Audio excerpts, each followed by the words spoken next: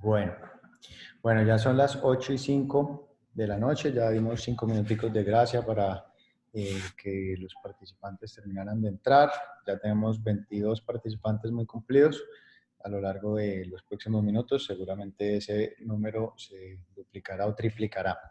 Entonces, pues bueno, primero, muy buenas noches a todos, a los participantes que han estado pendientes de estas revisiones de tema. Como siempre, pues darle un gran agradecimiento por el interés que han tenido en pues, mantenerse conectados con nosotros y compartir estos espacios académicos que pues claramente no tendrían ningún sentido ni ninguna motivación si no viniera un interés por parte de ustedes de pues, hacer el esfuerzo de coordinar estos espacios, invitar a los conferencistas, hacer toda la parte de la difusión, que es bastante trabajo, pero que se hace con mucho cariño y mucha entrega por el beneficio que veo que está teniendo y el interés que está teniendo en todos ustedes. Entonces, muchas gracias por la participación. Hoy entonces continuamos con este ciclo de conferencias de ecografía obstétrica que vamos a tener este mes. Ya ayer tuvimos una excelente conferencia de parte del doctor William Pérez sobre ecografía temprana. Y hoy nos acompaña una pues renombrada especialista en medicina materno-fetal de nuestra ciudad de Cúcuta, que es la doctora Astrid Carolina López Gómez, que nos va a hablar de este tema pues también de mucha importancia, que es la ecografía en semana 11 y 13.6. Nos va a dar una visión mucho más allá de la detección de trisomías. Entonces, pues Astrid, agradecerte por sacar este tiempo para pues, preparar este material para nosotros, para compartir este espacio con nosotros. Y pues bueno, nada, muy contentos de tenerte hoy acá. Estoy seguro que todos vamos a disfrutar mucho la presentación. Entonces voy a darte acá la posibilidad de ser otra vez la anfitriona para que a compartir la pantalla y ya el público queda atento a ti.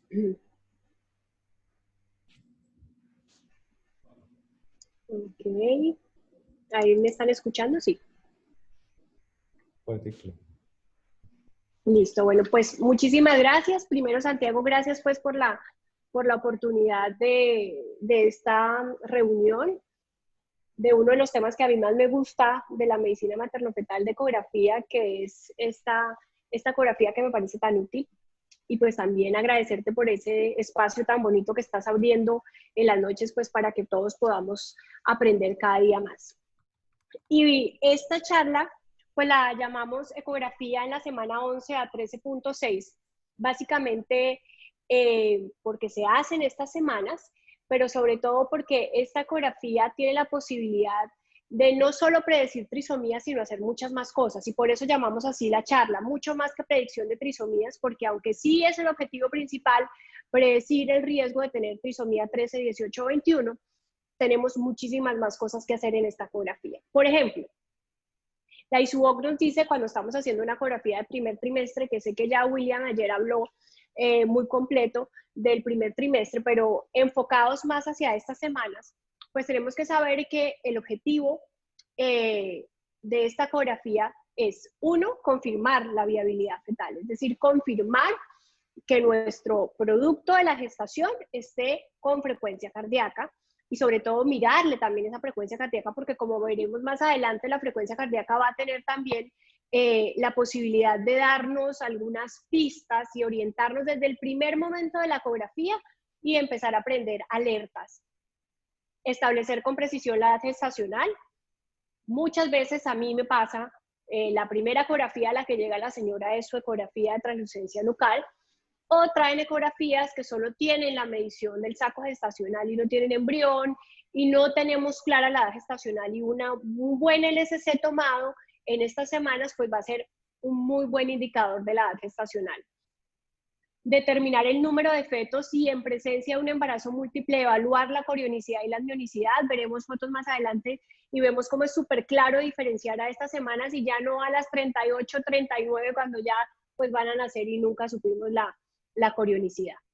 Detectar anomalías fetales graves, este es un punto súper importante. Anatomía en esta semana es súper importante. Y pues sí, el cribado de nucleoideas, que obviamente es súper importante, pero digamos que tenemos que hacer todo un conjunto y no solo ir directo a la translucencia nucal. La misma ISUOC dice que es cierto que muchas de las malformaciones más graves pueden aparecer tarde en el embarazo, o sea, más allá de las 14 semanas, y que así tengamos el mejor de los equipos o tengamos personal experto y personal calificado y capacitado para hacer los estudios, pues podemos no tener las tasas de detección que quisiéramos todos del 100%, pues básicamente porque pueden aparecer más adelante en el embarazo. El cálculo de la edad gestacional, lo que les decía, el momento óptimo de la valoración para la edad gestacional, no solo entre la 11 y la 13.6, sino para la edad gestacional en general, debería ser por una ecografía que sea entre las 8 y las 13.6 semanas.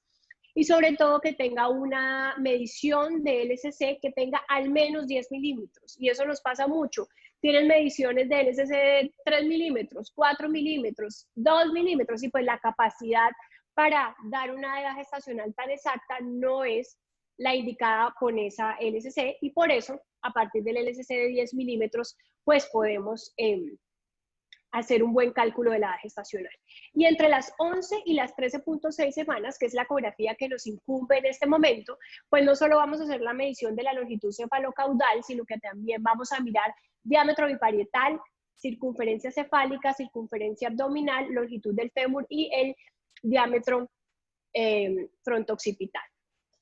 Corionicidad, dijimos que si eran 2 fetos, pues nos toca mirar la corionicidad, y esta imagen es súper clara y vemos cómo podemos diferenciar claramente signo de lambda, el bicorial biamniótico característico, signo de lambda, donde vemos una membrana gruesa divisoria y la inserción en la placenta en el signo de lambda. La inserción en T con el circulito, que es el signo de la T propio del monocorial biamniótico, y vemos como la membrana es mucho más delgadita y llega y se inserta en forma de T en la placenta, que es única, y la ausencia de membranas para hacer el diagnóstico de un monocorial monoamniótico. Siempre buscar la membrana, siempre intentar y buscar, y si no está seguro, busque ayuda, pida un segundo observador, porque todos sabemos que el monocorial monoamniótico es muy poco frecuente, y como está poco frecuente y se complica tanto, pues tenemos que estar 100% seguros de hacer el diagnóstico. En esa foto pues se ve claramente cómo no vemos membrana divisoria y vemos cómo están las cabezas muy cerca.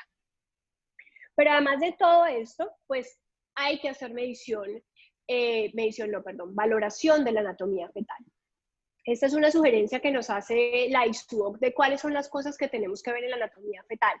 Y ustedes van a ver cómo nos dicen, mire todos los órganos, mire cada uno de arriba para abajo como siempre debe hacerse siguiendo un orden secuencial, y usted empieza en la cabeza y mire, pues que tenga cabeza, ¿cierto? Que estén los huesos craneales presentes, que tengamos la línea media, que tengamos los ventrículos llenos por los plexos coroideos y que nos den ese signo característico de la mariposa, el cuello que tenga apariencia normal, el grosor de la translucencia nucal, y acá no solo empezamos a ver translucencia nucal, sino que también podemos ver ya masas en el cuello, podemos ver higromas quísticos a estas semanas de gestación. En la cara, ojos con cristalinos, que es opcional, sí es opcional, pero en la mayoría de casos podemos ver los ojos con los cristalinos. El hueso nasal, que es súper importante, como ustedes van a ver más adelante. Mirar que tenga el perfil normal, que los ángulos de la cara estén normales. En la columna vamos a ver entonces todo el corte de la columna, mirando que no tenga ningún defecto, que la piel suprayacente de la columna esté intacta, que tenga los pulmones simétricos, que no hayan derrames ni masas en los pulmones. El corazón, ellos nos dicen actividad cardíaca y 4 cámaras. Más adelante en la presentación vamos a ver cómo cada vez somos capaces de diagnosticar más defectos del corazón en estas ecografías así tan tempranas. En el abdomen pues miramos el estómago, la ubicación comparado con el corazón, y además de eso miramos que la pared abdominal esté íntegra, miramos los riñones, miramos la vejiga. En las extremidades miramos que sean 4 extremidades, que no tengan ningún defecto. Veremos que acá ya podemos empezar a hacer defecto de extremidades, diagnóstico de defectos de extremidades en las manitos, en los pies. Miramos la placenta cómo está y miramos que el cordón tenga 3 vasos. Entonces, si ustedes se dan cuenta, esto no es solo ir y lograr tomar un buen NRCC y hacerle la translucencia nucal, sino que es una ecografía que es muy completa y que desde ya nos da un montón de respuestas. Y entonces, pues sí, eso suena muy bonito, pero entonces uno dice, bueno, pero ¿qué tan capaces somos de diagnosticar en épocas tan tempranas malformaciones fetales? Este estudio del 2013 lo que hizo fue mirar cuál era la tasa de detección que teníamos nosotros dependiendo del tipo de malformación. Entonces, esta es la tabla y básicamente ellos lo dividen en 4 grupos grandes: 100% de detección, pues las que son obvias, acralia, anencefalia, eso ahorita miraremos que las imágenes son muy claras. En el 50-90% de detección, ahí incluyen todas las cardiopatías. Entonces, esas, pues no todas, pero gran parte de las cardiopatías. Entonces, ahí uno dice, bueno, esa cardiopatía que antes a uno le parecía un territorio tan desconocido y que solo mirábamos 4 cámaras y ya, en la ecografía de translucencia nucal ya sabemos que todo cambiar mucho más y que tenemos una capacidad de detectar problemas cardíacos entre casi el 50 al 99%, que eso es súper alto, holoprosencefalias, defectos septales, defectos valvulares. Tenemos una buena capacidad de detección. Del 1 al 49%, otro tipo de malformaciones que son un poco más difíciles: Dandy Walker, displasias esqueléticas, quelopalatosquisis, y una tasa de detección del 0%, que ahí básicamente lo que pasa es que ¿cómo detecto yo, por ejemplo, una agenesia del cuerpo calloso si el cuerpo calloso todavía no se me ha formado esta semana, ¿cierto? Entonces, digamos que por el curso normal del desarrollo del feto, pues no podemos hacer diagnóstico siempre. Alto porcentaje de diagnóstico en un 100%. En este lado, pues vemos cómo el bebé tiene una acrania, no tiene claramente toda la estructura de su cabecita formada. Este es un encefalocele, claramente vemos acá cómo estaba pues la estructura de la cabeza, y acá vemos el defecto. Y acá tenemos otro encefalocele con un defecto pues en la espina severo, ¿cierto? Entre el 50 y el 99% de la tasa de detección. Entonces acá empezamos con el higroma quístico, todas las cardiopatías pues que se pueden diagnosticar, que no son, digamos, tan avanzadas en el embarazo, que podemos hacer el diagnóstico, todos los defectos de la pared abdominal, gastrosquisis, onfaloceles, vejiga, y las holoprosencefalias podemos hacer diagnóstico entre el 50 y el 99%. Entonces acá vemos pues en las imágenes, acá en las imágenes vemos la gastrosquisis, vemos cómo entonces está el defecto en la pared abdominal y vemos cómo las asas están saliendo y están en contacto con la pared abdominal en épocas tan tempranas. Acá un onfalocele, que se ve claramente el defecto de la pared abdominal y cómo hay protrusión de los órganos. Y aquí pues está cubierto por una membrana. Acá una megavejiga, pues miren cómo se ve toda la pared pues muy distendida, con un fetico que está pues rechazado por el tamaño de la vejiga. Y aquí pues comparamos entonces el signo de la mariposa normal que dijimos de los plexos coroideos con la holoprosencefalia lobar, y vemos cómo hay una diferencia muy importante entre las dos imágenes y podemos hacer diagnóstico con esas imágenes. Y esto era lo que les decía yo del corazón.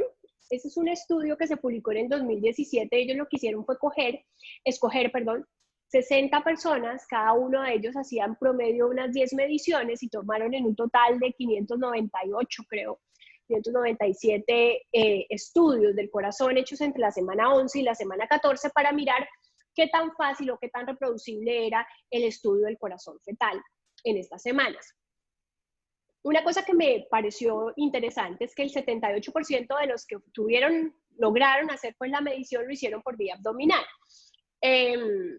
La mayoría de nosotros que hacemos tamizaje lo hacemos por vía abdominal, sin hacer casi siempre la exploración vaginal, pero en algunas ocasiones puede ser difícil y necesitamos hacerla por vía vaginal, sobre todo esas señoras con panículos adiposos pues abundantes o que tienen antecedentes de múltiples cirugías abdominales, que la transmisión no es tan buena. Ellos en aproximadamente 18% de los casos usaron tanto la vía abdominal como la vía vaginal. Y ellos proponían este puntaje para mirar los dos cortes que ellos proponen: corte de 4 cámaras y el corte de 3 vasos tráquea, y básicamente les van a dar un puntaje. Entonces, si el es simétrico en la vista anteroposterior, el diámetro del izquierdo y el derecho le dan un punto. Si tienen los dos flujos auriculoventriculares les dan 2 puntos, ¿sí? O sea, básicamente ellos son como súper claros y dicen, listo, vamos haciendo como una lista de chequeo, ponemos sí cumple, no cumple, y miramos y damos un puntaje. Básicamente, ¿para qué? Para ver cuándo el puntaje daba menos de 4, había que hacer se sugería pues una cardiografía temprana. Acá entonces son 3 ejemplos de lo que podemos ver en el corazón. En este lado entonces lo que vemos es pues que no hay una diferencia clara en el flujo tanto del lado izquierdo como del lado derecho. En la otra vemos cómo es asimétrico, ¿cierto? Sabemos que hay más flujo de este lado, del lado derecho, que del lado izquierdo, y acá vemos cómo solo estamos viendo el ventricular, pero no vemos el flujo auriculoventricular en esta imagen. Y en esta otra imagen, entonces vemos aquí una pérdida pues de la B característica. Este es un corte que está muy bajo y por eso pues no se puede ver la imagen. Y acá también es otro corte que, como ven ustedes, pues está como lateralizada la imagen, como que se ven las costillitas mal tomadas y pues no se puede hacer bien la medición. Todo eso pues hace que sea más difícil la valoración cardíaca.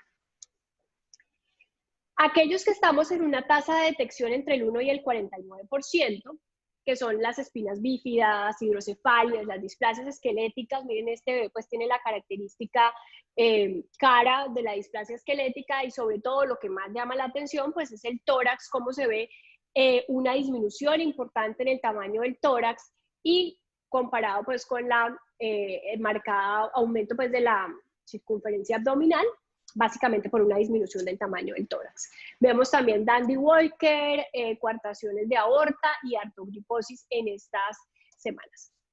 Acá vemos, por ejemplo, esto es un signo característico de un labio hipalar hendido, una queilopalatosquisis, tomada pues en estas semanas. Esto es una 3D de un bebé con una displasia esquelética.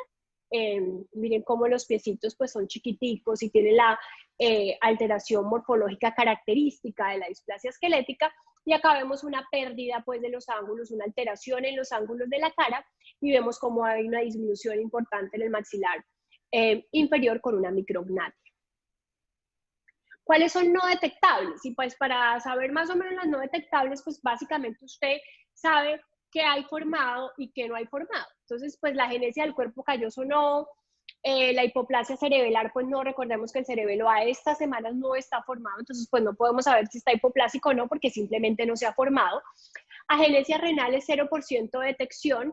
Sin embargo, como verán más adelante, ya en algunos casos uno puede ver ya las arterias renales saliendo de la aorta en la formación. Y este es algo que es súper importante. Este artículo fue publicado en el 2014 y básicamente era cuál es la capacidad de detectar anomalías estructurales en el screening básico del primer trimestre. Lo que ellos hicieron fue, durante 4 años, hicieron 9.692 estudios, y de esos 9.692 estudios que hicieron, 180 de esos fetos tenían una anomalía estructural, que es un 1.8%. Pero digamos que lo que llama la atención en esto es que el 28% de estas anomalías estructurales, o sea, 50 de cada 100 de los 180 bebés con malformaciones, tenían diagnóstico antes de la semana 14. Y eso es importante, un 28% antes de la semana 14 pues es un buen número, podría ser mejor, pero es un buen número. Pero miremos cómo tenemos una tasa de detección de malformaciones letales en un 71%. Es decir, de los 180, 21 bebés tenían malformaciones que eran letales, y de esas 21, 15 se diagnosticaron antes de la semana 14. De las malformaciones mayores, que eran 90, 34% antes de la semana 14, y de las menores, pues solo el 5.8%, pero pues es de esperarse porque la mayoría de malformaciones menores se desarrollan más adelante en la vida, ¿cierto? Y de los 111 fetos que tenían malformaciones letales y malformaciones mayores, el 41% tenía alteraciones cromosómicas, ¿sí? ¿Y eso por qué es importante? Porque eso quiere decir que no solo es buscarle la trisomía 21, 13 o 18 o hacerle el DNA fetal a la señora y quedar tranquilos y ya. No, porque miren que hay más de casi un 60% de esos bebés que tienen alteraciones graves, letales o mayores graves, que tienen sus cromosomas normales. Entonces, no es simplemente ir y decir tiene o no tiene riesgo de síndrome de Down, sino que hay que buscar anatómicamente qué alteraciones tiene ese bebé. Y además de eso, de las patologías mayores o letales, los mismos 111, solo el 50% de estos bebés tenían translucencias nucales por encima de 3 milímetros. O sea que tener una translucencia nucal por debajo de 3 milímetros, pues no es tranquilizador del todo, es como lanzar una moneda. O sea, todavía no podemos estar tranquilos si no hemos hecho una valoración anatómica completa. Acá entonces pues son múltiples imágenes para que veamos que podemos ver la vejiga, podemos ver cómo en la vejiga pues vemos las dos arterias umbilicales, acá al lado pues vemos que sale la arteria umbilical que pasa por el lado izquierdo, pero la del derecho no la vemos, lo que les decía de la aorta, y se ven cómo van saliendo las dos arterias, nuestra amada translucencia nucal con el hueso nasal, los ojitos con los cristalinos que les decía que son muy fáciles de ver. Acá pues todo lo que es el sistema nervioso central, la columna, que dijimos que hay que verle la columna y mirar que no tenga defectos, las manitos con sus deditos, podemos detectar polidactilias a épocas tan tempranas como estas. A veces es más fácil a estas semanas porque los bebés tienen más espacio y es mejor para nosotros. Las mediciones de la translucencia nucal, podemos hacer predicciones de sexo, podemos también entonces mirar corazón, las extremidades y mirar que no falte ninguna de las extremidades. Esta es otra foto de los ojitos. Pero entonces, listo. Entonces, bueno, la ecografía es muy buena. La ecografía nos sirve entonces para medición de la translucencia nucal, para hacer una valoración anatómica y para hacer o identificar a aquellos bebés con riesgo genético. Y entonces esto es una prueba, digamos, bonita, en la que básicamente nosotros ellos hicieron, como si yo hubiera hecho el estudio, ellos hicieron un estudio donde vieron la holoprosencefalia, el onfalocele, la megavejiga, asociado con el aumento en la translucencia nucal.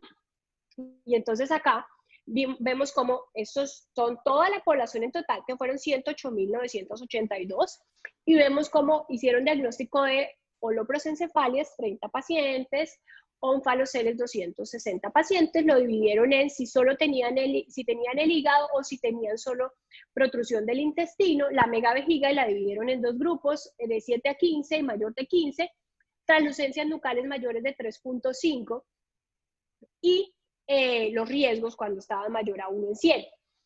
Y aquí vemos cómo la capacidad, los cromosomas que son anormales, los cariotipos que son anormales, este es el total, está dividido por trisomía 21, 18, 13, triploidías o monosomías y otras, pero básicamente para efectos generales vamos a hablar de cariotipo alterado en general, y vemos cómo el 78% de los pacientes que tienen holoprosencefalias tienen alteraciones cromosómicas.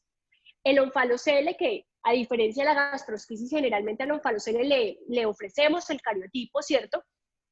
El 40% tiene alteración de los cromosomas. La megavejiga, al contrario pues de lo que pensamos, el 18% tiene alteraciones cromosómicas, y de las translucencias nucales mayores a 3.5 milímetros, que fue el punto de corte que eligió este artículo, pues el 48% tenían alteraciones cromosómicas.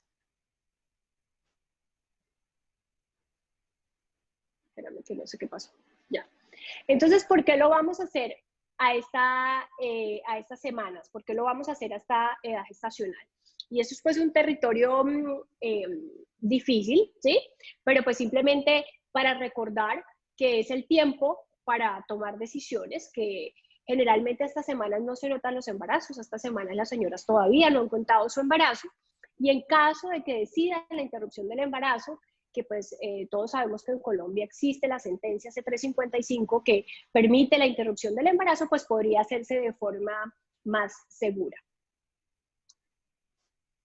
Y entonces vamos a hablar de ahora sí, bueno, ya sabemos que anatómicamente hay que mirar, ya miramos bastante de la anatomía.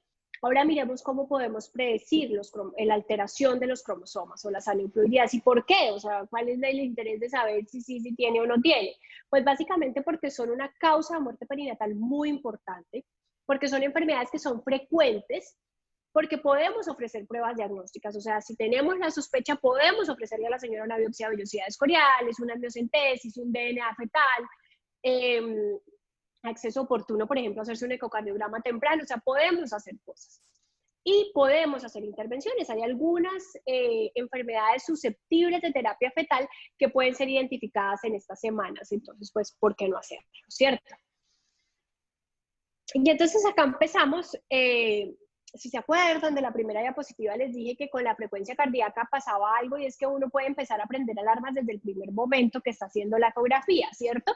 Entonces, esta es una publicación del 2008 donde ellos trataron de mirar cuál era, digamos, el desempeño que tenía cada una de las pruebas, tanto translucencia nucal como frecuencia cardíaca, como los marcadores beta-HCG libre y la proteína A plasmática asociada al embarazo.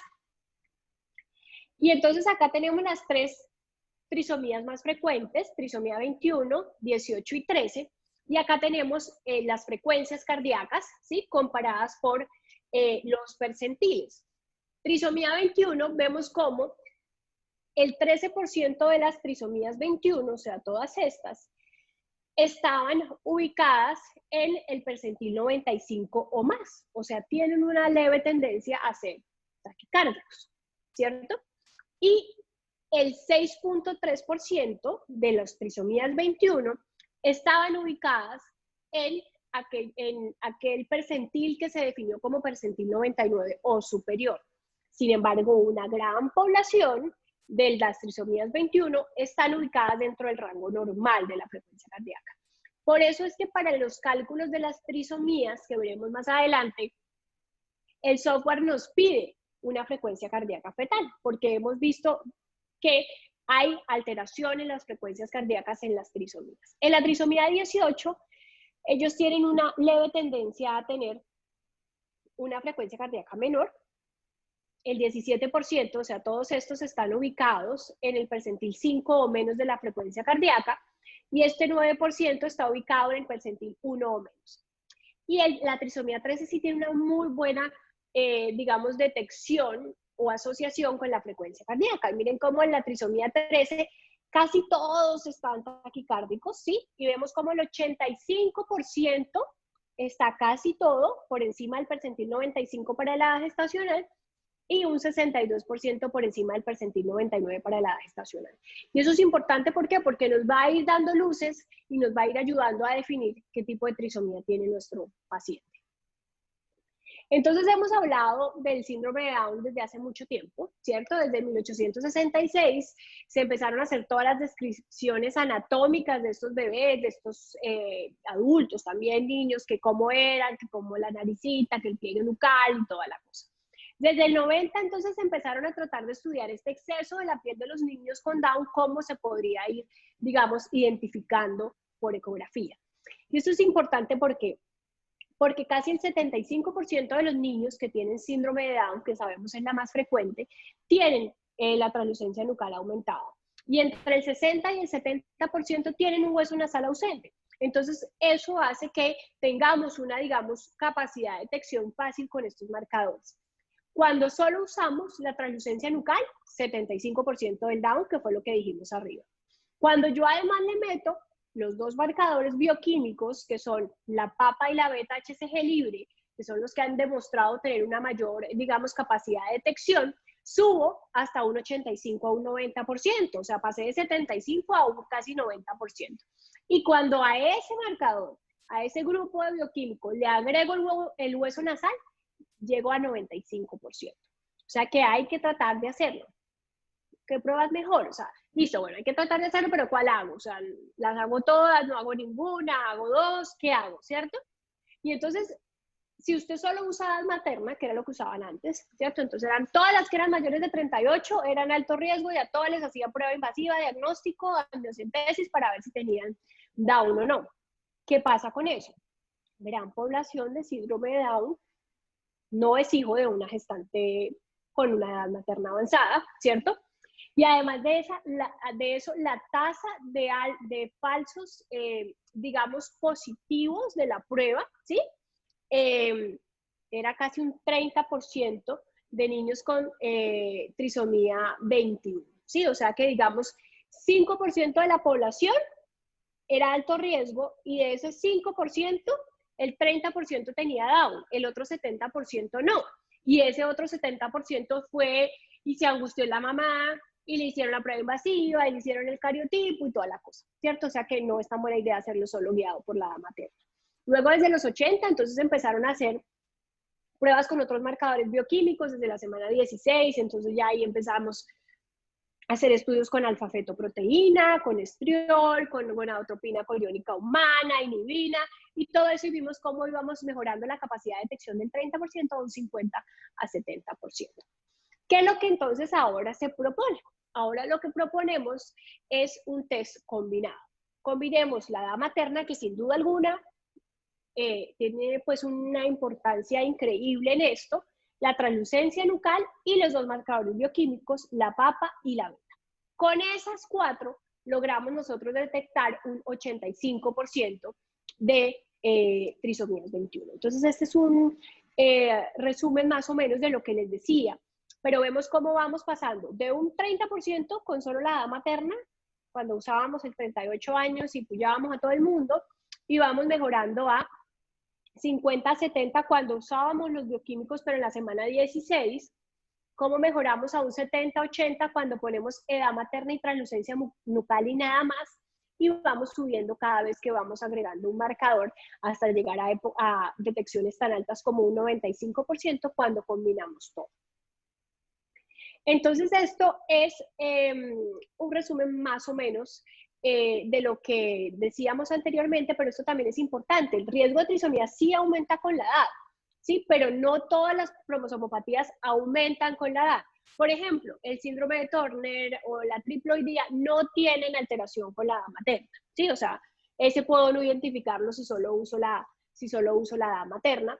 Y además de eso, a medida que yo haga la ecografía más temprano, más probabilidad tengo de tener una muerte dentro del útero. Entonces recordemos que la trisomía 21, cuando se hace ecografía en la semana 12 y hacemos diagnóstico de trisomía 21, alrededor del 30% de estos bebés van a morir hasta la semana 40, ¿sí? Eso quiere decir que solo un 70% de esos Down que diagnosticamos mediante la translucencia nucal van a nacer, porque los otros se pueden complicar y fallecer dentro de la barriga de mamá. Y pues obviamente mucho más grave en las trisomías 18 y 13, que ya sabemos que pues solo un 20% de estos bebés llegan al término, ¿cierto? Porque pues los otros 80 pues tienen una muerte intrauterina. Entonces empecemos a hablar de la translucencia nucal. Listo, ya dijimos que es súper buena, pero entonces, ¿qué? ¿Cómo vamos a hacer? Entonces, identificamos con translucencia nucal alrededor del 75% de los fetos afectados, teniendo una tasa de falsos positivos del 5%. ¿Cómo hacemos? Entonces, básicamente, ustedes acá tienen los 10 requisitos que nos dicen cómo hay que medir la translucencia nucal, pero pues básicamente es un LSC que tiene que estar entre 45 y 84 milímetros. Y acá sí hay que ser claros, o sea, si la señora viene de no sé dónde y doctor, hágame la ecografía por favor, pero mide 40 milímetros, pues nada, mi señora, vaya y vuelva, porque ¿qué podemos hacer? Las cosas hay que hacerlas como son, y como veremos, el software es súper claro y dice entre las 45 y 84 milímetros. Diferente es aquella señora que tiene más de 84 milímetros y pues no tiene ninguna ecografía, y pues, bueno, ahí ya empezamos a discutir si se hace o no se hace o qué. La imagen tiene que estar ampliada, básicamente tengo que ser capaz de ver, como en esta imagen, la cabeza fetal y la parte superior del tórax. El plano debe ser sagital medio y es igual para la medición del LSC, tengo que ser capaz de ver el plano sagital medio, es decir, tengo que ver la punta de la nariz, tengo que ver el maxilar superior y el diencéfalo, pero no tengo que ser capaz de ver el proceso cigomático del maxilar superior. Si lo veo, está mal. El feto tiene que estar en posición neutra, no puede estar ni con mucha flexión ni hiperextendido, porque obviamente nos va a variar la medición de la translucencia nucal. Tenemos que ser capaces de distinguir claramente entre la piel y el amnios. Esta foto es súper clara, la piel se ve acá y el amnios se ve acá, y entonces así sabemos exactamente cómo poder hacer la medición. Acá es la medida más ancha, acá no es como en otras medidas en ecografía de la unión de los 2 tercios con el tercio por donde pasa la fisura, no sé qué, no, acá es la parte donde usted da el ojo ve más ancha la translucencia nucal, ahí es donde usted tiene que hacer la medición. Y la tiene que hacer con esta técnica, ¿sí? Entonces usted ve cómo no puede ser ni muy metido, ni muy salido, es como dice la técnica C, y así es que usted tiene que ser capaz de poner los calipers, y por eso es que tiene que tener una buena ampliación de la imagen para usted poder poner la medida como es. Esa es la técnica on and on. La disminución de la ganancia, le bajan toda la ganancia que puedan para que podamos identificar todos esos puntos mucho más blancos y podamos hacer una medición mucho más oportuna. Debemos hacer varias mediciones, no solo una, varias mediciones, y registramos la mayor, no la que me pareció más, no, la mayor. Y cuando hacemos la translucencia nucal y el bebé tiene el cordón alrededor del cuello, pues tenemos que hacer una medida arriba de donde está el cordón umbilical, una medida abajo de donde está el cordón umbilical y sacar el promedio de las dos medidas, y ahí es que podemos hacer el cálculo del riesgo. Esta es una foto en donde ustedes pues aquí me van a evaluar a mí, me van a creer que el LSC está entre 45 y 84, la cabeza, solo podemos ver entonces cabeza y parte superior del tórax, ahí vamos bien, corte medio sagital dijimos, la punta de la nariz, hueso nasal, maxilar superior, en una posición neutra, tenemos que ser capaces de distinguir la piel y el amnios, la medición tiene que ser en la parte más ancha, con la técnica que dijimos, vamos a disminuir la ganancia, se ve claramente todo mucho más blanco, hice varias mediciones, me lo pueden creer, y pues no tenía cordón umbilical alrededor, entonces solo tuve que hacer una medición. ¿Esto es qué? Estos son algunas medidas que nos da la Fetal Medicine, nos dice esto no lo haga, ¿cierto? Entonces digamos que en la ecografía A, pues sí, la translucencia nucal normal. En la ecografía B, pues sí, es un medio sagital, ahí vemos parte del maxilar superior, vemos la naricita, pero está muy lejos, y como está tan lejos no alcanzo a saber exactamente dónde tengo que poner mi caliper, y entonces no tengo cómo hacer una buena medición. En la C, pues no está medio sagital, y además eso está súper hiper extendido. En esta está muy bonito el hueso nasal y todo, pero está muy flexionado, y entonces esto pues me altera el valor de la translucencia nucal. Se mide la parte más ancha. Aquí, por ejemplo, se hicieron dos mediciones y pues vemos como si lo mido acá pues me da 1,5, en cambio si lo mido acá me da 2,9, y la diferencia pues para efectos del riesgo es muchísima. Entonces siempre se mide la parte más ancha, y cuando está el cordón umbilical que pasa por acá, hacemos medición por arriba, hacemos medición por abajo y sacamos el promedio. Y entonces, ¿esto es qué? Este es el mismo artículo que les mostraba lo de la frecuencia cardíaca. Y aquí entonces estamos comparando con un punto de corte de la translucencia nucal.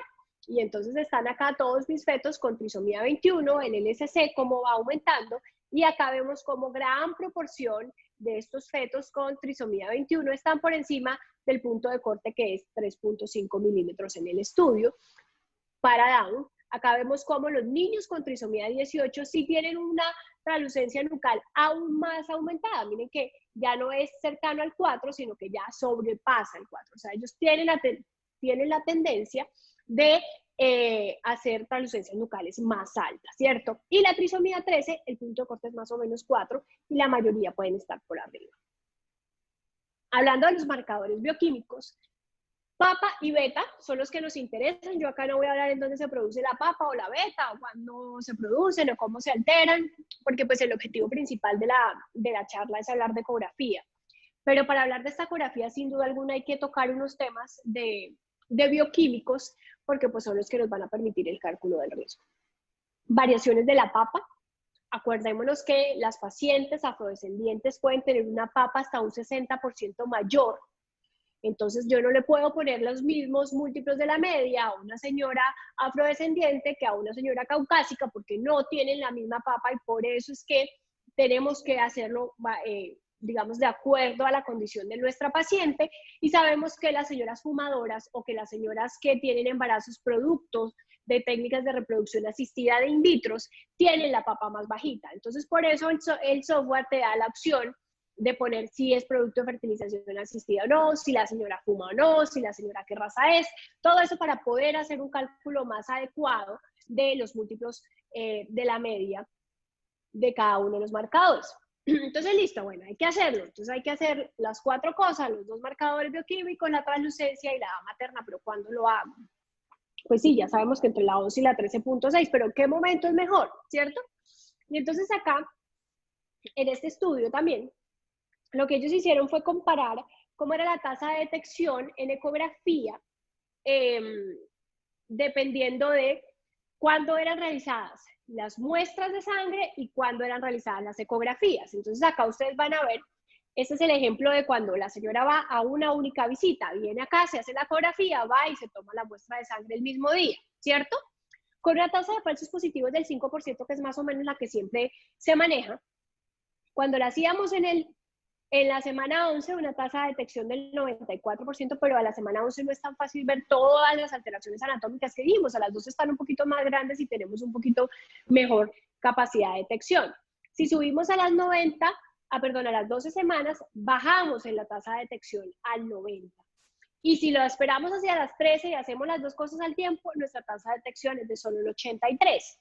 Sin embargo, cuando hacemos la ecografía en semana 13, miren cómo, en semana 12, perdón, miren cómo en semana 12 y tomamos la muestra en semana 10, tenemos una tasa de detección buena del 96, y si la tomamos en semana 11 del 92. O sea, hasta el momento vamos ganando con ecografía en semana 12 y prueba de sangre en semana 10. Cuando lo hacemos en semana 13 y hacemos la prueba de sangre en semana 10, ¿sí? 95, bueno, bien, pero sigue ganando semana 10 bioquímicos y 12 la ecografía, y lo mismo si lo comparamos con la semana 11 la prueba en sangre. Entonces, para efectos prácticos, la recomendación a nivel mundial es hagamos los bioquímicos en semana 10 y hagamos la medición de la translucencia nucal en semana 12. Está claro que en nuestro medio es difícil, que no siempre podemos, no tenemos siempre acceso a los marcadores bioquímicos, y pues no todas llegan a la semana 12, pero digamos que si usted tiene la posibilidad de ofrecerle a su paciente los marcadores bioquímicos y tiene cómo hacerle la translucencia nucal, las semanas y eso, y todos los cálculos, en el mejor de los escenarios, hágalo así. Bioquímico en semana 10, va al laboratorio, se lo toma, toda la cosa, y viene a la semana 12, y usted le hace la medición de la ecografía y usted mismo se sienta, le hace el cálculo del riesgo y le explica a la señora qué fue lo que encontró, bueno o malo, tiene que irse con una explicación muy clara. ¿Y por qué? ¿Por qué las papa y la beta? Entonces, esto es una prueba en sangre que es fácil de hacer y que lo que hemos visto es que estas son las imágenes de trisomía 21. Vimos cómo los niños con trisomía 21, pues ellos tenían una beta HCG más alta. Entonces, miren acá cómo a medida que la beta HCG se va haciendo más alta, 4 MOMs, por ejemplo, el riesgo de tener una trisomía 21 aumenta, ¿sí? Y a medida que pues también va aumentando la edad. Y lo mismo pasa con la papa, pero en sentido contrario. Es decir, la papa tiende el niño con síndrome de Down a tener una papa más baja, ¿sí? O sea, la beta sube y la papa baja. Y eso pues son marcadores que nos permiten a nosotros identificar. Sin embargo, en los niños con trisomía 13 y trisomía 18 la cosa es diferente y ellos tienen tanto papa como beta HCG baja. Y entonces acá, nuevamente lo mismo, cómo van siendo nuestras tasas de detección para trisomía 21, trisomía 13 o 18. Vamos a tomar como punto para fijarnos este de trisomía 21 con una tasa de falsos positivos del 3% y para trisomía 13 o 18 una tasa de falsos positivos del 0.3%. Y van a mirar cómo a medida que vamos aumentando, entonces acá, edad materna más translucencia nucal, trisomía 21, 75% de tasa de detección, que era lo que ya habíamos hablado, ¿cierto? Para 13 y para 18 es un poquito menor.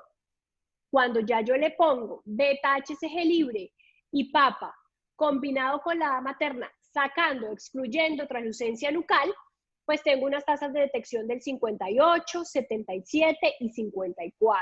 O sea que si yo saco translucencia nucal, inmediatamente se me cae mi capacidad de predicción de síndrome de Down. Cuando yo meto edad materna, translucencia nucal y los marcadores bioquímicos, miren por favor cómo mejora la tasa de detección a un 89% de trisomía 21, sube a una trisomía 18 con una detección del 97% buenísima, y trisomía 13, 84%. Y cuando yo le pongo todo, edad materna, translucencia nucal, marcadores bioquímicos y frecuencia cardíaca, que es lo que nos sugiere el software de Barcelona, que miraremos más, de la Fetal Medicine, perdón, que miraremos más adelante, nuestras tasas de detección son del 90, 94 y 87% respectivamente. Por eso, bueno, sí, listo, tienen una buena tasa de detección, pero ¿yo qué hago con ese resultado? O sea, ¿cómo lo interpreto? ¿Qué hago? ¿Cierto? Entonces, lo más importante es que usted tiene que hacer el cálculo del riesgo. O sea, no puede pasar que una ecografía de translucencia nucal no tenga el informe del cálculo del riesgo. O sea, usted debería dárselo a la paciente y sentarse y explicarle a la paciente, que la mayoría me entienden, usted le toca volver a empezar. Bueno, pero hay que explicarle a la señora, ¿sí? ¿Y cómo hace usted ese cálculo de riesgo? Porque si usted que no hace ecografía, por ejemplo, le llega el reporte de una ecografía de translucencia nucal, a mí me pasa mucho con pacientes de consulta externa que veo que no les hago yo la ecografía y que hay algunos sitios donde no se reporta el riesgo de la señora, pues yo me tomo el trabajo de entrar a la página de la Fetal Medicine y hacer el cálculo de riesgo para yo poder tomar decisiones, si no, no puedo tomar decisiones. Entonces esta página es una página de acceso gratuito. Usted pone la dirección, se va aquí a calculadoras y pone trisomías y hace clic ahí. Una vez usted hace clic ahí en trisomías, le sale esta pantalla. Usted va a poner la fecha en la que hizo la ecografía, va a poner si tiene o no papa y beta. Y eso es súper importante, si lo tiene o no y qué valores lo va a poner más abajo. La mayoría de cálculos de riesgo que estamos haciendo nosotros va sin marcador bioquímico. ¿Por qué? Porque las señoras llegan por primera vez con nosotros y no tienen los marcadores bioquímicos. Y si yo no le calculo el riesgo en ese primer momento que la encontré, luego puede que yo no la vuelva a ver a la señora, sino hasta quién sabe cuándo, y se pierde la capacidad. Entonces lo que hacemos nosotros es reportar un riesgo que está basado en edad materna, frecuencia cardíaca fetal y translucencia nucal y poner los marcadores bioquímicos si la señora no los tiene, sugerirlos. Recordemos que los marcadores bioquímicos no están incluidos en el plan de beneficios y no todas las señoras tienen para pagar una realización de papa o beta-HCG. Si usted tiene y su paciente tiene cómo, en el momento de la ecografía se lo pide y usted vuelve y la cita después y le hace el cálculo y le entrega los dos riesgos, antes de bioquímico y después de bioquímico. Tienen acá valores de fecha de nacimiento, el peso, el origen racial, lo que les decía de las afrodescendientes, el método de concepción, lo que decíamos, si fuma o no fuma, si es embarazo múltiple, si es diabética o no, si es multípara o no. Y acá pues metemos los datos de la ecografía, longitud cefalocaudal, translucencia nucal y frecuencia cardíaca fetal. Y acá metemos los datos, si usted le puso MOM o si le puso el valor normal, pues entonces ahí pone usted el numerito de tanto, cuándo se lo tomaron y calcular el riesgo. Para tener en cuenta, antes de calcular el riesgo, si es donación de ovocitos, pues usted tiene que poner la edad materna de la donante, no de la señora que tiene el embarazo, ¿cierto? Porque el riesgo genético lo está dando es la donante. Las señoras que son trasplantadas renales hay que hacerle un cálculo de acuerdo a la creatinina que tienen porque hay que corregir los niveles de beta-HCG libre. En los gemelares pasan hay que hacer dos tipos de informes. Si es monocorial, lo que hacemos es mido una translucencia nucal, mido la otra translucencia nucal, saco un promedio y con eso saco un riesgo único de mi embarazo. O sea, es el riesgo único de los gemelos, no del gemelo 1, del gemelo 2, no, porque son monocoriales, único del gemelo, del embarazo. Cuando es bicorial, es un riesgo para cada muchachito. Al primero le hago la medición de la translucencia nucal y al segundo también y le hago el cálculo. Entonces vamos a hacer el ejemplo. Este ejemplo es una señora que viene a hacerse la ecografía el 14 de octubre. La señora nació en el año 81. Es de las afortunadas que pudo hacerse la papa y la beta en la semana 10 y me trajo el informe de la papa y la beta con esos múltiplos de la media, que ya ustedes, de acuerdo a lo que yo les dije, que qué subía, que qué bajaba, pues ya pueden irse haciendo una idea. Con un LSC que está en 54 milímetros ideal, una translucencia nucal en 1.8 y una frecuencia cardíaca en 156. Al lado izquierdo de la pantalla, ustedes van a ver cómo está el riesgo solo por historia, o sea, el riesgo por haber nacido el día en que nació. Trisomía 21, 1 en 95, trisomía 18, 1 en 222, trisomía 13, 1 en 714, el mismo para las dos porque son las mismas pacientes con y sin papa y beta. Entonces acá usted solo está metiéndole el riesgo sin la papa y sin la beta. Y le da un riesgo de trisomía 21 de 1 en 313, trisomía 18, 1 en 526 y trisomía 13, 1 en 10.000. Eso quiere decir que le da un riesgo intermedio para 2 de las trisomías, 21 y 18, y usted tendría que ofrecerle a la señora alternativas adicionales. Si usted hace cálculo del riesgo, tiene la oportunidad de meterle los valores de la papa y la beta, como esta señora que nos traía la beta, HCG y la papa, miren cómo el riesgo cambia y pasa de ser un riesgo intermedio a ser un riesgo bajo, trisomía 21, 1 en 2000, trisomía 18, 1 en 5000 y trisomía 3, 1 en 10.000. ¿Esto por qué lo pongo? Para que si usted tiene la posibilidad de ofrecer estas papa y beta HCG, diga a la paciente que se la tome. Que si usted tiene una duda y está ahí en el riesgo intermedio y usted no sabe qué hacer, muchas señoras, pues no todas pueden, pero algunas hacen el sacrificio y pueden hacer la papa y la beta. Entonces usted a todas, tenga cara o no tenga cara, usted a todas le va a decir, mire, existe este examen, lo hacen en tal parte, vale más o menos tanto, mire si usted se lo puede hacer o no. Y ya la señora pues definirá si se lo hace o no, ¿cierto? Pero bueno, sí, muy bonito, ya me dio el número y ahora yo qué hago, ¿qué voy a hacer yo con esos resultados? Y entonces eso va a depender de donde usted lea. Este es un protocolo que tienen los del equipo del Clinic y del San Juan de Dios de Barcelona, y ellos tienen una división en 4 grupos que a mí me parece muy, muy interesante. Muy alto riesgo, las señoras que cuando les hacen la prueba combinada, les da de 1 en 2 a 1 en 10. Sin duda alguna esta señora, usted se sienta, le hace toda la asesoría, le explica todo y la lleva a prueba invasiva. Biopsia de vellosidades coriales, amniocentesis, dependiendo de lo que la señora quiera, si usted le puede ofrecer o no la biopsia, etcétera. Pero digamos para términos generales, prueba invasiva. Cuando está entre 1 en 11 y 1 en 250, sigue siendo una paciente de alto riesgo, ¿sí? Entonces usted se sienta con la señora, le explica lo que encontró y le ofrece 2 cosas. Una, prueba invasiva. Entonces usted le dice, mire, 1 en 250 o menos, quiere decir que usted tiene un alto riesgo de tener una enfermedad cromosómica a su bebé, y tenemos para ofrecerle esta prueba diagnóstica que es invasiva, en la que vamos a ver los cromosomas, etcétera, etcétera. O le puede ofrecer el DNA fetal según ellos. Otros protocolos dicen, no, el DNA fetal déjelo solo para uno de 250 o uno en 1000. Pero ellos dicen, ofrezcan el DNA fetal y dígale cuáles son los beneficios de cada una de las 2 pruebas. Si usted lo puede hacer acá en la población cucuteña, claramente, si la señora tiene cómo pagar el DNA fetal. Recordemos que el DNA fetal es un estudio costoso que no cubre las prepagadas tampoco, y que pues hay que hacer la inversión acá en Colombia para que nos lo autoricen, ¿cierto? Pero pues si la señora tiene cómo, es una buena opción.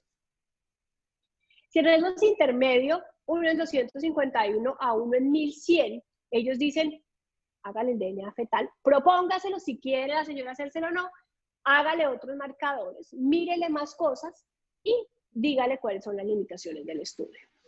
Y cuando están en bajo riesgo, 1 en 1100, lo de rutina, usted le sigue su control normal, siempre informe las limitaciones, o sea, siempre diga a la señora, esta ecografía no le asegura en un 100% que su bebé viene sin síndrome de Down, ¿sí? Y la lleva a su ecografía morfológica normal en la semana 18 a semana 22. El hueso nasal, entonces listo, ya vimos qué hacemos con la translucencia nucal, pero ¿y los otros marcadores qué? ¿Qué son esas otras cosas que reportamos en la ecografía? Desde que Down hizo la descripción del síndrome de la trisomía 21, pues hablamos que ellos tienen la nariz pequeña, ¿cierto?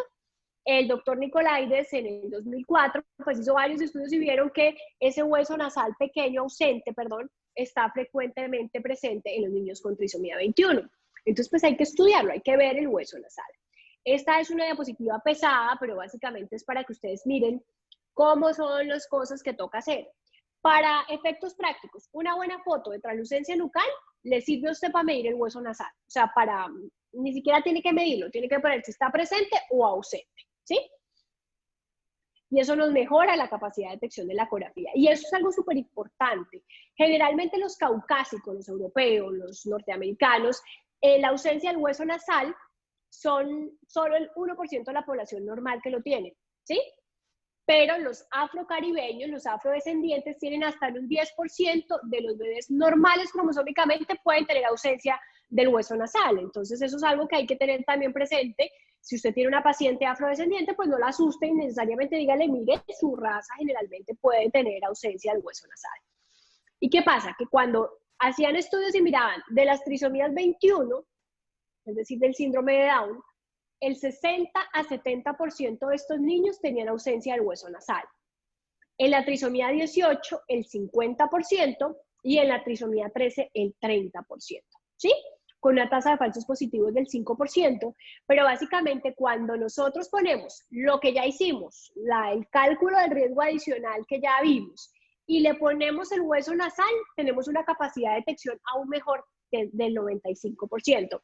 Sabemos que no todo el mundo puede medir el hueso nasal, sabemos que es difícil, sabemos que exige pues entrenamiento, pero si usted es capaz de medir la translucencia nucal, bien medida, usted tiene que ser capaz de decir si el hueso está ausente o presente.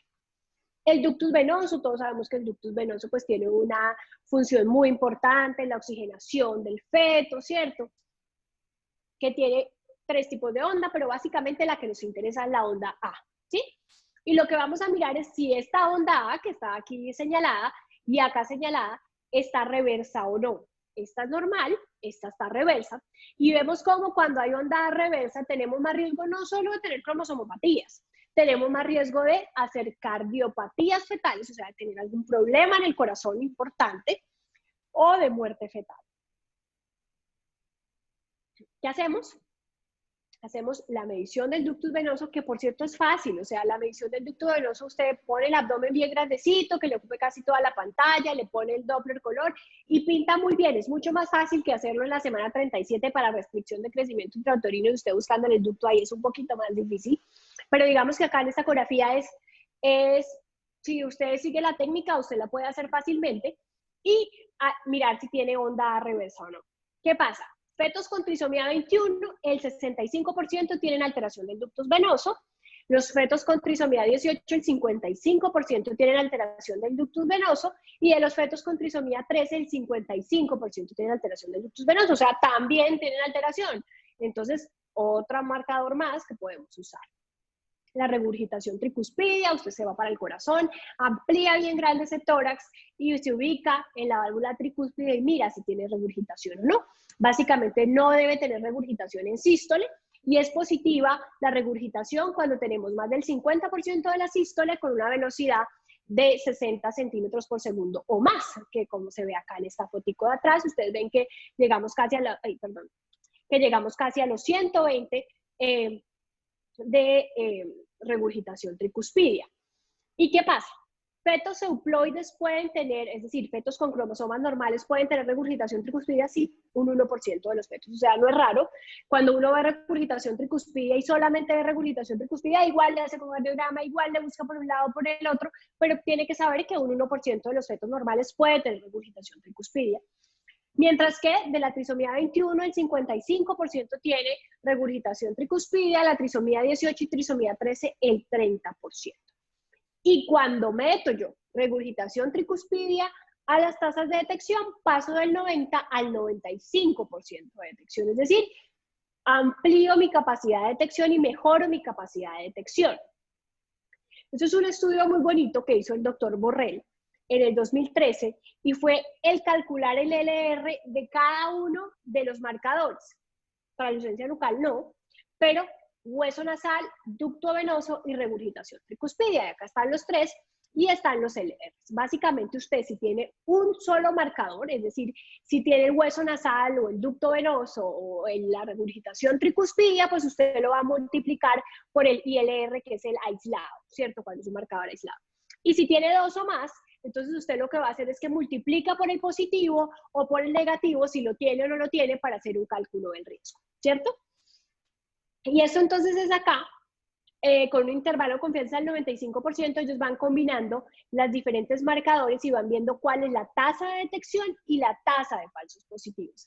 Y lo bonito de este estudio es como ustedes ven que cada vez que uno va marcando y va agregando más cosas, hueso nasal y ductus venoso, hueso nasal, y cada vez que usted combina las cosas, mejora la capacidad de detección. Y miren cómo cuando usted a la medida ya hecha, le pone hueso nasal, le pone ducto venoso y le pone regurgitación tricuspidia, sus tasas de detección van aumentando y llegan hasta el 97%, con unas tasas de falsos positivos que van bajando. Entonces miren cómo, las tasas de falsos positivos van bajando a medida que usted va metiendo cosas y van subiendo las tasas de detección hasta números tan bonitos como el 97%. Entonces, ¿eso para qué? Entonces, si usted la matemática de verdad le da pereza ponerse a multiplicar por el LR positivo y luego el LR negativo y usted se ve que se va a confundir, pues entonces acá cada vez es más fácil todo, ¿cierto? Y acá, esta es una app que tiene el Hospital San Juan de Dios de Barcelona y el Clinic y eso, y es una app que es de libre acceso. Ahí les dejo cómo está la página y abajo en la diapositiva siguiente sale la dirección que deben poner y ahí usted pone el marcador y el riesgo. Por ejemplo, una señora que tenía 1 en 250 que alcanzaba a ser de alto riesgo, ¿cierto?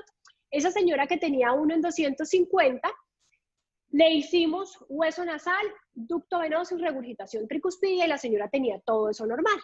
Pasó de un riesgo de 1 en 250 a 1 en 1174. O sea, dejó de ser población de alto riesgo, se ahorró lo del DNA fetal, se ahorró lo de la amniocentesis o la biopsia de vellosidades coriales, todo el estrés, toda la cosa, y pasó a ser un bajo riesgo de 1 en 1174. En cambio, esa señora de 1 en 250, que usted le decía, no, pues espere, miremos a ver, no sé qué. Cuando usted le pone que no tiene el hueso nasal, le baja el riesgo, le sube, perdón, el riesgo a 1 en 64. Cuando le pone que tiene el ductus venoso alterado, a 1 en 56. Y cuando le pone que tiene regurgitación tricuspidia, le sube a 1 en 42, 44. O sea que cada marcadorcito que vayamos dando nos mejora la capacidad de detección y nos permite identificar si tengo o no tengo más riesgo de tener trisomías.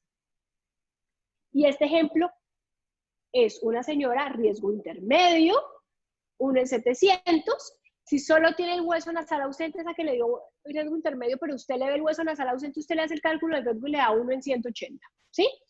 Pero cuando usted le hace el cálculo del riesgo a esa misma señora, pero tiene hueso nasal ausente, ductus venoso alterado y regurgitación tricuspidia, le da un riesgo de 1 en 2 si usted necesariamente tiene que llevar a la señora a técnica invasiva. Entonces, definitivamente ahí abajo está la dirección a la que pueden entrar y definitivamente es una muy buena herramienta. Combinar tanto translucencia, edad, todos los marcadores ecográficos y los marcadores bioquímicos para mejorar las tasas de detección. Concluyendo, ¿qué les digo yo? Les digo que no se le pase. Si usted hace control prenatal, no se le pase pedir esta ecografía, por favor. Pídala con tiempo, que si la señora se demora autorizando y la cosa, pues alcanza a llegar entre la semana 11 a 13.6 a hacerse su ecografía. Recuerden que en Colombia ya todas las señoras tienen derecho a hacerse esa ecografía, entonces pídala, por favor, no se le pase.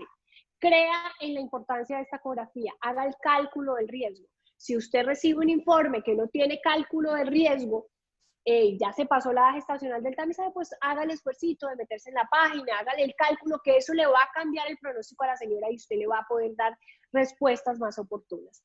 Haga consentimiento informado si usted hace ecografía, explíquele a la señora la capacidad de detección, que firme, que sepa lo que está pasando y que sepa que no es un 100% de detección. Y si la va a hacer, hágala bien hecha, hágala con todo. Hágala con ductus venoso, hueso nasal, regurgitación tricuspidia, translucencia, hágala con todo y mírenle la anatomía del feto, que eso es sin duda alguna muy importante. Muchas gracias a los que están ahí atentos todavía un viernes hasta ahora. Espero que haya sido bien interesante para ustedes. Bueno, Astrid, pues mil gracias por esta excelente presentación. De verdad que estoy seguro que pues todos la disfrutamos mucho. Les voy a pedir a los participantes que estén interesados en hacer preguntas, que levanten la mano y la hagan directamente, o si prefieren hacerla a través del chat, pues también es otra opción, como ustedes. Mientras tanto voy a hacer algunas preguntas y después algo que tú digamos, mencionas un poco al final. ¿Qué, digamos, concepto plantearías tú en cuanto al entrenamiento que se requiere para la realización de la ecografía 11-13-6? ¿Y qué dicen de pronto como las diferentes sociedades, pues de pronto nacionales e internacionales como a este respecto? tiene que ser un personal entrenado, ¿sí? Tiene que cumplir con los requisitos. Nosotros, todos los que tenemos formación oficial en medicina materno-fetal, tenemos un número de estudios realizados con las características necesarias para poder hacer el estudio bien. Muchos de nosotros estamos certificados por la Fetal Medicine Foundation, o sea, uno manda sus foticos y ellos le revisan y le dicen, sí, sí, está bien, usted sí tiene la capacidad de hacer esta ecografía, o definitivamente, mire, no, no haga esta ecografía porque no tiene la capacidad. Desafortunadamente, yo acá en Cúcuta te puedo decir que hay gente muy buena que hace muy buenas ecografías, hay gente que ni siquiera me reporta el LSC. O sea, cuando yo voy a calcular el riesgo, ni siquiera el LSC está, y si no está el LSC, pues yo no tengo cómo calcular el riesgo, o sea, no tengo cómo. Pero pues sin duda alguna hay gente sí muy bien entrenada. Yo les sugiero que hay cómo, que las guías son súper claras, la Fetal Medicine tiene súper claro cómo lo tiene que hacer, cuántas fotos tiene que mandar, la manda y la certifica, y si sí está certificado puede hacer la ecografía. Es una ecografía que generalmente es territorio del ginecólogo o del materno-fetal, el ginecólogo que tenga pues el entrenamiento, o del materno-fetal. Vale, muy bien. Mencionas algo que me pareció interesante y es que en pacientes con embarazos productos de, pues, de tratamientos de reproducción asistida, la edad que se debe pues, introducir dentro del algoritmo es la de la donante, cuando son pacientes que pues, tienen embarazos productos de ovodonación. Y por ende, pues esa es, digamos, la edad que se debe introducir.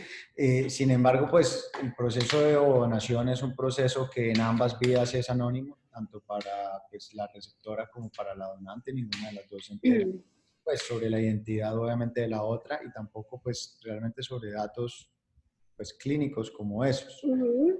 Sí. La información que reciben las receptoras son que las donantes pues son mujeres pues muy jóvenes que garantizan digamos un sustrato genético pues muy favorable para sus embarazos, pero pues puntualmente realmente no la conocen. Pues yo creo que sería bueno hacerlo. O sea, digamos, yo me entrené un tiempo en Barcelona y ellos allá le preguntan a la señora y la señora sabe la fecha de nacimiento de la persona que le donó, ¿sí?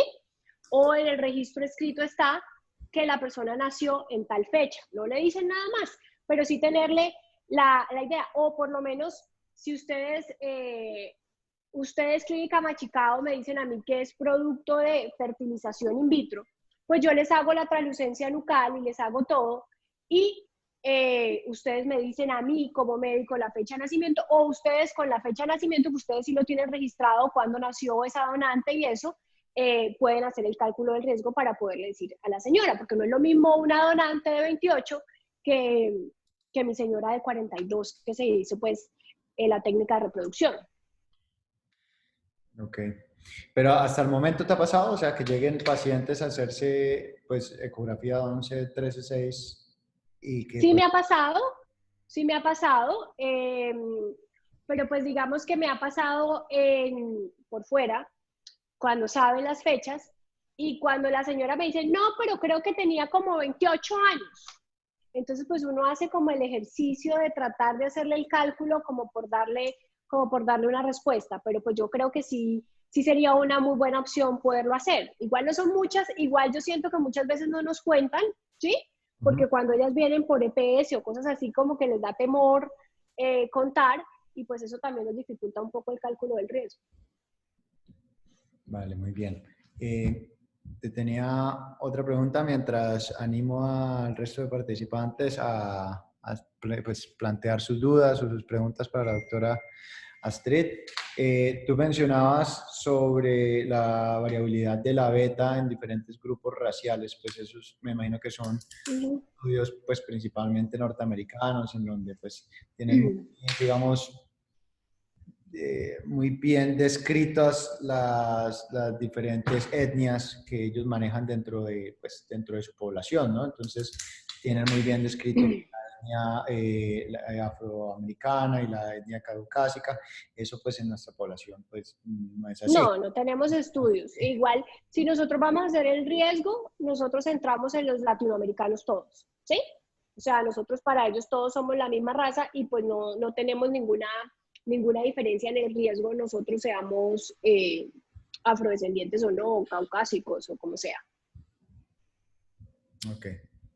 Bueno, Horizon Joel Chiquillo, médico general de nuestro servicio de ginecología obstetricia, pregunta que si hay algún problema para el embrión al ponerse Doppler para escuchar los latidos cardíacos antes de la semana 8. No, ningún problema. Digamos que la exposición es súper cortica, básicamente es, porque si tú le pones el modo M, ¿sí? Para la frecuencia cardíaca y le muestras a la mamá, pues la mamá no va a entender y no va a ver la frecuencia y no va a estar tranquila y no va a sentir, se le puede poner, es seguro, se le pone cortico, no son exposiciones larguísimas y pues no habría ningún problema para el embrión. Sí, de pronto Horizon Joel se leyó el primer capítulo de la Carson, de la, sí, no, de la Callen, en donde habla De de la Calen. el potencial de cavitación si se deja el modo Doppler durante algo así como 30 minutos sobre el punto. Exactamente. O sea, es una cosa que virtualmente es imposible porque pues no. Exacto, pero pues para efectos de mirarle la frecuencia y eso no pasa nada, seguro. Bueno, muy bien. Astrid, por último te quería preguntar un poco sobre, pues en esas poblaciones en donde el riesgo amerita un estudio pues invasivo, ¿cuál es como el algoritmo a esos estudios invasivos? Como, ¿cómo es el abordaje? Pues depende de donde, digamos, del estudio, ¿sí? Pero básicamente en nuestro medio se le ofrece el estudio invasivo y el que ofrecemos con más frecuencia pues es la amniocentesis. La amniocentesis tiene una gran capacidad de detección de casi el 99% a 100% de los bebés con alguna alteración cromosómica. Dificultades de la amniocentesis, que aunque se puede hacer hasta semanas, puede tener efectos fetales, efectos deleterios en el feto, entonces lo hacemos a partir de la semana 16. ¿Sí? Y eso nos dificulta a veces un poquito y ese es el estudio que cubre la EPS o la aseguradora de las señoras. Entonces uno le tiene el diagnóstico de alto riesgo desde la semana 13 y nos toca esperar, ir autorizando y toda la cosa para en la semana 16 poder hacer la prueba. Una vez tú tienes el líquido amniótico, pues tienes varias opciones. Si tienes una sospecha de algún tipo de alteración diferente genética, pues entonces tú le puedes pedir incluso un microarray al líquido amniótico, pero pues lo que hacemos generalmente es pedir un cariotipo, donde miramos los 46 pares de cromosomas y miramos si están normales o no, que se nos demora entre 3 a 4 semanas en salir. Y pedimos un FISH, que el FISH es específico para 13, 18, 21 y sexuales, y nos va a decir si marca o no marca, y ese pues tenemos una respuesta más o menos en 3 a 4 días, lo cual nos ayudaría para aquellas señoras que deciden interrumpir su embarazo y pues tendrían una respuesta, digamos, un poco más rápida. Vale. ¿Y la biopsia de vellosidades coriónicas, cuál sería la indicación? Se hace, tenemos entrenamiento en eso, pero pues acá en Cúcuta no tenemos, digamos, las autorizaciones y los dispositivos para poderlas hacer. Pero pues sí, obviamente se le puede ofrecer. Nosotros, ¿no? O sea, digo yo, nosotros como grupo, como EPS y como todo eso, pues no. Pero se puede hacer y es una muy buena opción diagnóstica. Y tiene la ventaja que pues tiene una edad gestacional más temprana en la que podemos hacerla. O sea, en términos de rendimiento diagnóstico, esas dos intervenciones son bastante similares, solamente que... Son bastante similares, solo que, digamos, la posibilidad de crecimiento, de cultivos exitosos y todo, pues es mejor en la ADNIO. Okay. Bueno, muy bien, pues en el chat hay muchos saludos de Alexander Reyes desde Pamplona, dice excelente charla, Astrid.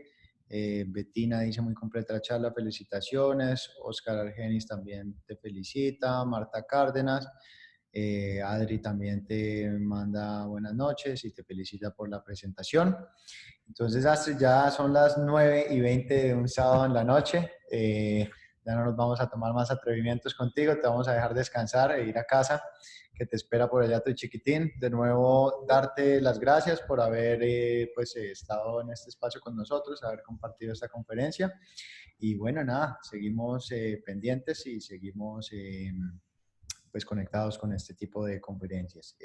La otra semana va a haber una charla que incluso iba a ser la primera en este ciclo de conferencias o de revisión del tema de ecografía obstétrica, que es el de principios físicos del ultrasonido y aspectos técnicos del manejo del ecógrafo. Es una charla que, digamos, no siempre uno la oye, pero realmente es un punto de partida importante pues para entender la parte, digamos, técnica de este asunto y pues poder optimizar mucho la parte de la obtención de las imágenes.